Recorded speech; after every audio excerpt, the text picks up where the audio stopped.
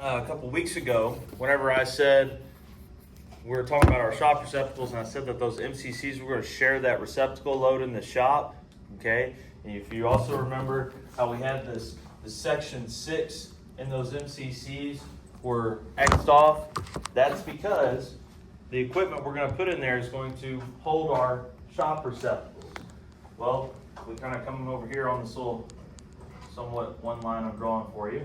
Our receptacles have what voltage on them? 120, right? So it's 120 single phase. So we got to get from here to here in terms of our voltage. So we're going to use a couple of components to do that. The first one that ties into this MCC bus is going to be this transformer that we size.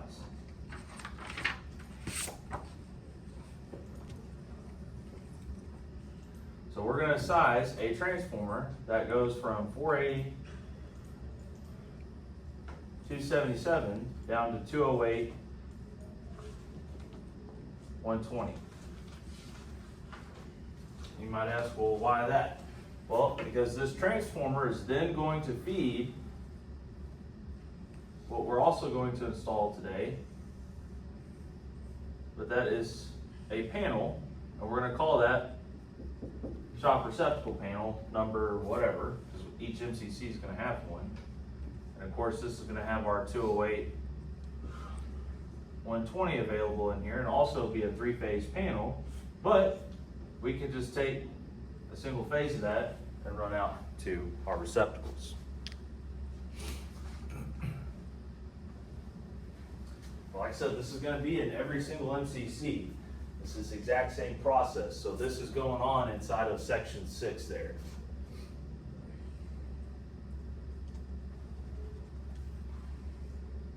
So we could say, all right, well, each MCC has X amount of receptacle circuits being fed out of it. So we could size the transformer specifically to that load. You could do it that way. However, let's just say you only had a handful of receptacle circuits being fed out of this MCC, so you size your transformer according to that. Well, this panel, there's only one panel that we're installing. So if you ever come back in and put more receptacle circuits, you would potentially have to change out this transformer. So rather than basing it off of the number of receptacle circuits that you actually have, we're going to look at what is the maximum capacity that this panel can handle. And we're going to size our transformer to handle this capacity, not our actual number. If that makes sense. So the first thing we'll look at here